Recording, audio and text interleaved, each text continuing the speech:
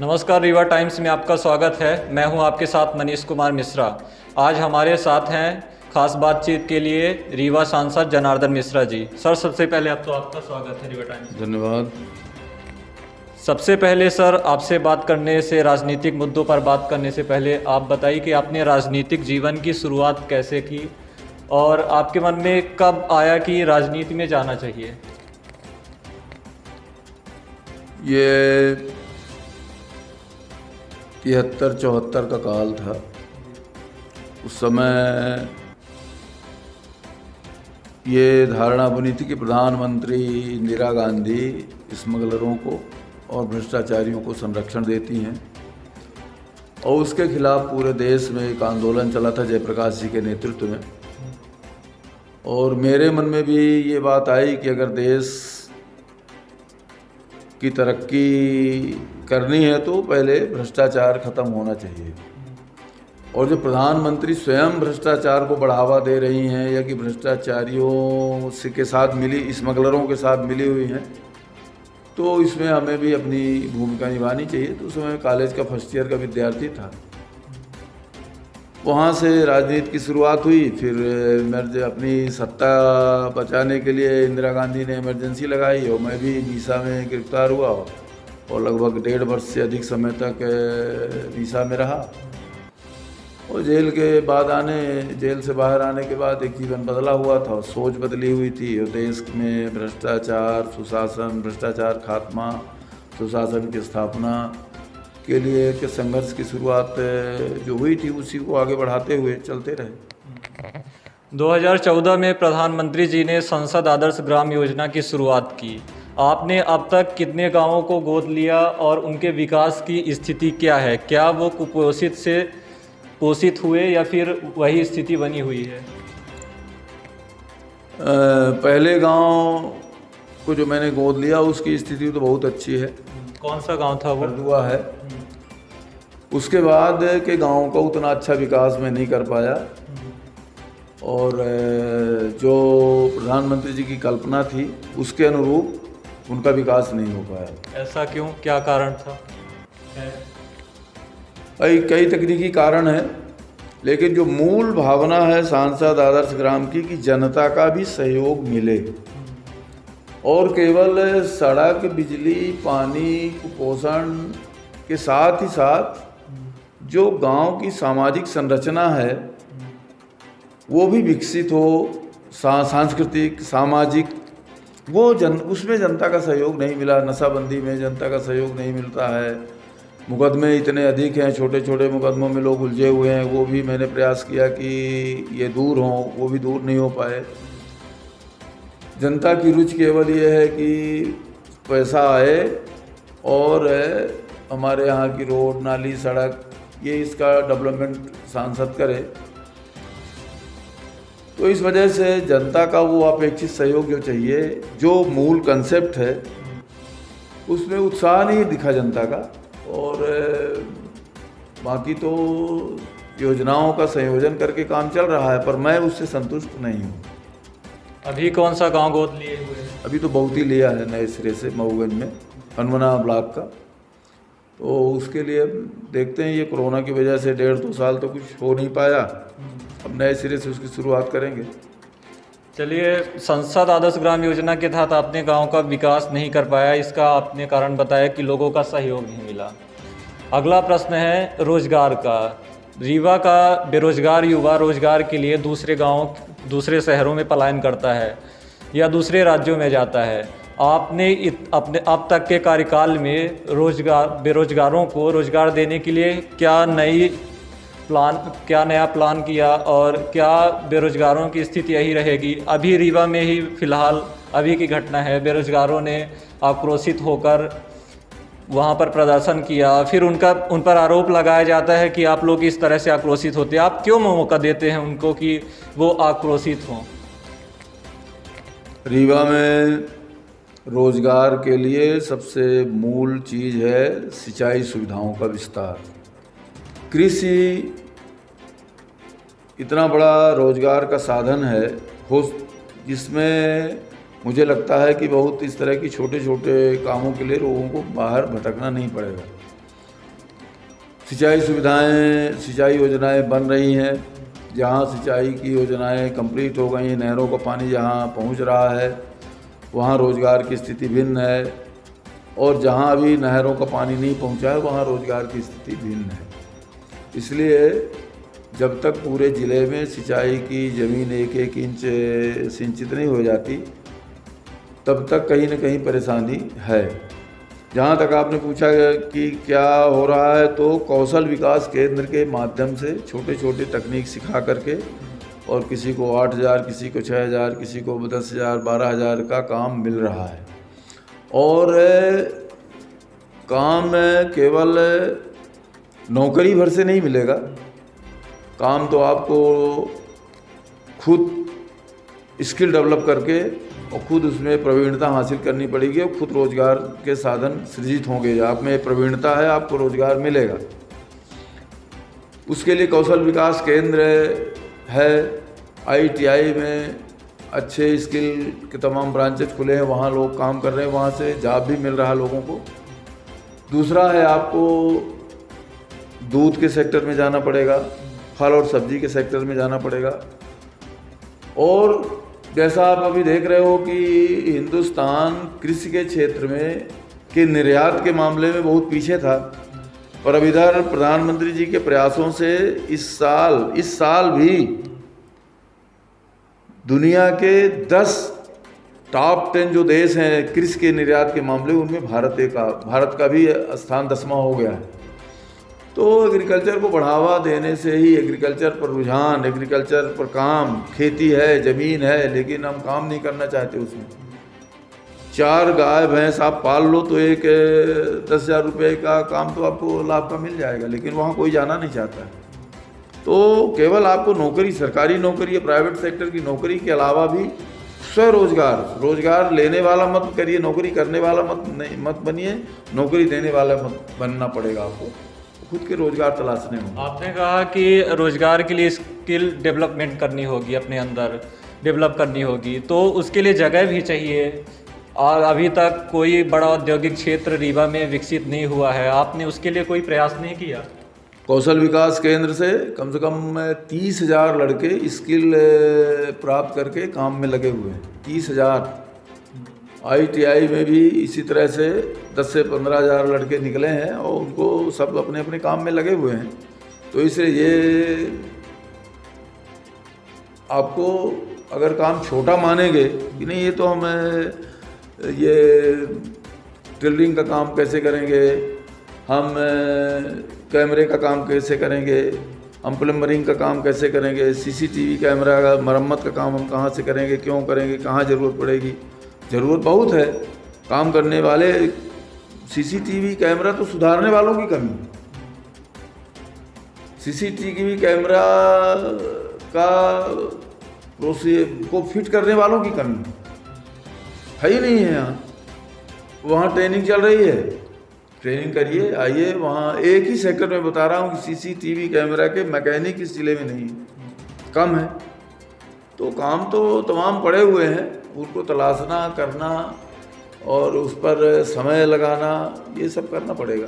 आपने कहा कि रोजगार के लिए कृषि पर आश्रित होना पड़ेगा। अभी फ़िलहाल हम कृषि कानूनों की बात करें सर, जो किसान है वो MSP की गारंटी मांग रहे हैं। 8 महीने से किसान धरने पर बैठा हुआ है। सरकार अपने तानाशाही रवैये पर उतर आई है कि किसानों की बात नहीं सुननी है, उनसे बात नहीं करनी है, कंडीशन लगा के बात करेंगे। तो कब तक ये धरना चलेगा? अब धरना कब तक चलेगा तो ये तो मैं नहीं जानता, लेकिन धरने को समाप्त सुनिए तो जी। लेकिन कंडीशन सरकार नहीं लगा रही है, कंडीशन किसान लगा के, जो ये तथाकथित दलाल किसान है, किसान नहीं कर रहा है। किसान तो ये किसान नहीं दलाल, कोई दलाल है, जो आंदोलन में है वो दलाल है, वो किसान नहीं है। एक चीज़ तो ये बिल्कुल क्लियर कर लीजिए दिमाग में, क्योंकि ये पंजाब के मंडी के दलालों का आंदोलन शुरू हुआ। और आप कल्पना करो तो पूरे देश का यार, आप कल्पना करिए कि अभी तक पंजाब में जो प्रधानमंत्री कृषि सम्मान निधि 2000 करके 6,000 रुपये साल में किसानों को जाती है, वो अभी तक मंडी के दलालों के खाते में जाती थी और मंडी का दलाल फिर किसानों को देता था। अब ये व्यवस्था बदल गई है, अब पंजाब के किसानों को सीधे मिलने लगा।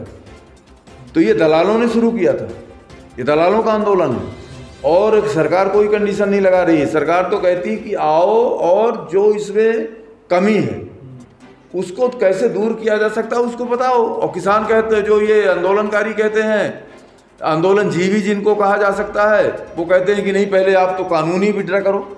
तो शर्त कौन लगा रहा है? शर्त सरकार नहीं लगा रही, शर्त ये दलाल और ये जो आंदोलनजीवी की लोग हैं जो किसानों के नाम पर अपने दलाली का धंधा बंद होते हुए जिनको लग रहा है कि इनकी दलाली बंद हो जाएगी, वो आंदोलन वो शर्त लगा रहे हैं कि विड्रा करो, कानून विड्रा करो तब बात करेंगे। सरकार कहती है कि कानून में खामी बताओ, आओ बैठो। तो इसलिए सरकार कोई पूर्वाग्रह से ग्रस्त नहीं है, न सरकार कोई कंडीशन लगा रही है, कंडीशन तो दूसरे लोग लगा रहे हैं। अभी पूरे देश में अन्न महोत्सव मनाया गया, तो अन्न महोत्सव में एक बात भी सामने आई कि इतना ज़्यादा दिखावा करने की क्या ज़रूरत थी, वैसे भी कोटे में जाकर कोटे में अन्न दिया जा सकता था। पूरा पंडाल लगाया गया, सभी को बुलाया गया और 5 किलो अनाज देकर भेज दिया गया। कुछ जगह से ऐसी शिकायत भी आई है कि वो अन्न खाने लायक नहीं है, यानी सड़े अन्न का अन्न महोत्सव कैसा? ये बिल्कुल झूठ है, गलत है। मैं स्वयं लगातार इधर जब से ये प्रधानमंत्री की योजना शुरू हुई है, मैं लगातार दुकानों में जा रहा हूँ, कहीं भी सड़ा अन्न नहीं बिका है। और जहाँ तक उत्सव मनाने का सवाल है, तो उत्सव से सबसे पहली चीज़ है जागरूकता आती है। जहाँ कहीं कोई छूट तो नहीं गया है, किसी को कोई परेशानी तो नहीं आ रही है, तो इन सब चीज़ों केवल वितरण भर का सवाल नहीं होता है, उसमें जागरूकता आएगी, लोगों में चेतना फैलेगी कि भाई ये भी योजना है, कई लोगों को नहीं मालूम है, तो वो जुड़ जाते हैं उससे। इसलिए ये कोई उत्सव आडंबर का उत्सव नहीं है, प्रचार प्रसार का है। और लोगों को 5 किलो अनाज, क्या कल्पना करते हो आप, 1,80,000 करोड़ रुपये इसमें खर्चा हो रहा है। और अभी तक जितनी भी महामारियां इस मुल्क में फैली हैं, 100 साल पहले तक तो इस महामारी आई नहीं, 100 साल के पहले की जो महामारियां फैली उनका एक रिकॉर्ड है जो आया है कि उस दौरान जो मृत्यु हुई हैं उनमें बीमारी से उतने लोग नहीं मरे जितना भूख से मरे। तो इसलिए कोई भी आदमी रात में खाली पेट न सोए, कोई भी बच्चा माँ से रोटी मांगे उसे रोटी न मिले, उसको रोटी मिल जाए, ये व्यवस्था के लिए ये अनाज की व्यवस्था की गई। इसका इस तरह से आपको प्रश्न भी नहीं करना चाहिए। नहीं, ये लोगों का प्रश्न है। लोगों का प्रश्न क्या है? लोगों का तो ये है, लोगों को क्या प्रश्न है? ये 5 किलो अनाज एक आदमी को मिल रहा है कि वो भूखों न मरने पाए। इसलिए इस तरह के न प्रश्नों को आप लोगों को इस पर प्रश्न करने के पहले सोचना चाहिए कि हम क्या प्रश्न कर रहे हैं और किस उद्देश्य से ये योजना लागू की जा रही है, किस उद्देश्य से लोगों का काम इस में भागीदारी चिन्हित की जा रही है। ये सारी चीज़ें मानवता का प्रश्न है, मानव के कल्याण के लिए है, कोई भूखा न सोने पाए, इसलिए ये सब योजना चालू की गई है। घुचियारी गांव की बात कर लेते हैं। अभी फिलहाल घुचियारी में एक घटना हुई जिसमें एक ही परिवार के 4 लोग दबकर मर गए। पहले जब बरसात आती है या बरसात में ज़्यादातर कच्चे मकानों के गिरने की संभावना रहती है। प्रधानमंत्री आवास योजना के तहत आप लोगों को पहले सर्वे कर लेना चाहिए कि कहाँ पर किनको आवास मिला या फिर नहीं मिला, या फिर जब घटना घटित हो जाती है तो घटना का इंतज़ार किया जाता है और फिर वहाँ जाकर उनको सहायता राशि उपलब्ध कराई जाती है। पहले भी ये काम किया जा सकता है। अब ये तो बड़ा विचित्र आप बोल रहे हो। जो सामाजिक आर्थिक सर्वे है उस हिसाब से जिन लोगों को मकान मिलना चाहिए, चरणबद्ध तरीके से 2024 तक सारे लोगों को मकान दे दिया जाएगा। अब जहाँ तक एक घर का है कि किसका घर गिरने वाला है, किसका घर नहीं गिरने वाला है, तो उसमें सरकार देखेगी यार कि जो व्यक्ति है अपना घर देखने वाला जो उस घर में रह रहा है उसकी जिम्मेवारी है। तो ये प्रश्न तो बेमानी है आपका। दूसरा, हम किसी की मौत का इंतजार नहीं करते कि कोई मरे, पर ये मध्य प्रदेश सरकार का निर्णय, जो नीति है, कभी कल्पना किया था कि एक आदमी की मृत्यु पर, इस तरह की दुर्घटना पर 4 लाख रुपए मिलेगा? कभी इसके पहले आप शिवराज जी की सरकार के पहले 5 रुपए नहीं मिलता था। तो अब वो दुर्घटना है, दुर्घटना किसी के साथ घटित हो सकती है, और दुर्घटना में जो दुर्भाग्यपूर्ण ढंग से मृत्यु हुई, पूरा परिवार 4 लोग उसमें काल कलवित हुए, 16 लाख रुपए दिया है सरकार ने। तो हम किसी को मुआवजा देने के लिए किसी की मौत की प्रतीक्षा थोड़ी करते हैं यार। तो ये किसी घटना पर मौत पर कितना मिलेगा ये तो कल्पना करने का विषय नहीं है। अगला सवाल ये है कि तीसरी लहर कोरोना की आ रही है, क्या तैयारी है तीसरी लहर से लड़ने की, और रीवा टाइम्स की तरफ से युवाओं को क्या संदेश देना चाहेंगे? तीसरी तैयारी सरकार को तो करना ही है, वो कर रही है, और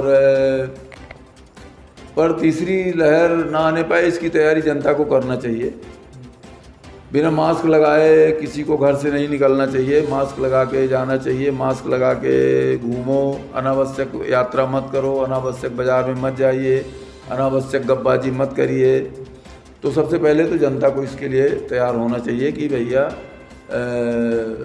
कोरोना की तीसरी लहर आने वाली है, तो मास्क सबसे ज़रूरी चीज़ है, तो मास्क पहन के घर से निकलो। बाकी बिस्तरों की व्यवस्था है, ऑक्सीजन की व्यवस्था है, किसी तरह का कोई संकट नहीं, न दूसरी लहर में कोई हमारे यहाँ ऑक्सीजन का संकट आया, न बिस्तरों का संकट आया, और न तीसरी लहर में ही कोई, न तो बिस्तरों की संख्या में कोई दिक्कत आए, बिस्तरों की उपलब्धता में कोई दिक्कत नहीं आएगी, ऑक्सीजन की कोई दिक्कत नहीं आएगी, दवाइयों की कोई दिक्कत नहीं आएगी। और रीवा जिला में अभी तक वैक्सीनेशन लगभग 53% से ऊपर हो गया, सिंगल डोज, एक डोज वैक्सीनेशन 53% से ऊपर हो गया है। तो सबसे बड़ी बात है कि और लोग वैक्सीन लगवाने आएँ, वैक्सीन लगवाएं। जो वैक्सीन के खिलाफ धारणाएं बनी उसको आप लोग भी तोड़ने का काम करिए, जगह जगह जाइए, आप भी लोगों को बताइए कि वैक्सीन लगवाना चाहिए। तो बेडों की व्यवस्था, ऑक्सीजन की व्यवस्था, दवाइयों की व्यवस्था और वैक्सीन लगा करके, इन सब प्रयासों से हम तीसरे लहर की आक्रामकता को, उसके प्रभाव को बहुत हद तक कम करने में सफल होने की हमारी पूरी तैयारी है। अंतिम प्रश्न है कि संसद चले कैसे? सरकार कहती है कि विपक्ष संसद चलने नहीं दे रही है, और विपक्ष कहती है कि सरकार संसद में किसानों के मुद्दे या फिर जनहित में जो मुद्दे हैं उन पर बात नहीं कर रही है। तो संसद चलाने की जिम्मेदारी है किसकी, और आप संसद में इस बार किन मुद्दों को लेकर जाएंगे? मुद्दे तो ख़त्म हो गए अभी फिलहाल, अब तो कोई सत्र तो अगले सत्र में चलेगा, तो अपन मुद्दे की बात करेंगे। इस बार तो सत्र चलाने की संसद चलाने की जिम्मेवारी जितनी सरकार की है उतनी विपक्ष की भी है। सरकार बार बार कहती रही कि आपने कहा था कि कोरोना पर चर्चा होना चाहिए। विरोधी दल के नेताओं ने, सोनिया गांधी ने पत्र लिखा था कि संसद में कोरोना पर चर्चा हो। सरकार ने बार बार कहा कि कोरोना पर चर्चा करिए, किसान के मुद्दे पर चर्चा करिए, जिस भी विषय पर आपको चर्चा करना हो चर्चा करिए। पर अब उनको चर्चा करना नहीं, केवल हंगामा खड़ा करना था। उनके पास कोई मुद्दे थे नहीं जिन मुद्दों पर वास्तव में वो चर्चा हो सके, राष्ट्रीय स्तर की चर्चा जिसको पूरा देश देखे। और अगर चर्चा होती तो चाहे वो कोरोना का मुद्दा हो, चाहे किसानों की समस्या का मुद्दा हो, सब में सरकार जब अपना पक्ष रखती तो विरोधी दलों के जो आरोप हैं उनकी हवा निकल जाती। इसलिए विरोधी दलों ने चर्चा में हिस्सा नहीं लिया, वो चर्चा से लगातार भागते रहे, और अंत में जो दुष्कृत्य संसद राज्यसभा में किया वो आप सब लोगों ने देखा है और दिखाया भी है जनता को। तो वही वो करना चाहते थे और सरकार उससे बचती रही, हम लोग बचते रहे। हम लोगों को वहाँ किस तरह से लूटिंग हम लोगों की जाती थी बीजेपी के सांसदों की, कि किसी तरह से उत्तेजित हों, किसी तरह से यहाँ विवाद करें, तो उससे तो हम लोग बचते रहे और बचने में सफल भी रहे। लेकिन जब इनको लगा कि अब तो अंतिम माने लोकसभा स्थगित हो गई, राज्यसभा भी 10 मिनट बाद स्थगित होने वाली है, उस समय सुरक्षा कर्मियों के साथ मारपीट, वो तो सब देखा आप लोगों ने, दंगा करना, अपमानित करना, तो ये सब उनका था कि ये हुल्लड़बाजी करो, संसदीय मर्यादाओं को तार करो और संसद में चर्चा से भागो, ये उनकी रणनीति थी, यही उन्होंने किया। धन्यवाद सर, हमसे बात करने के लिए धन्यवाद।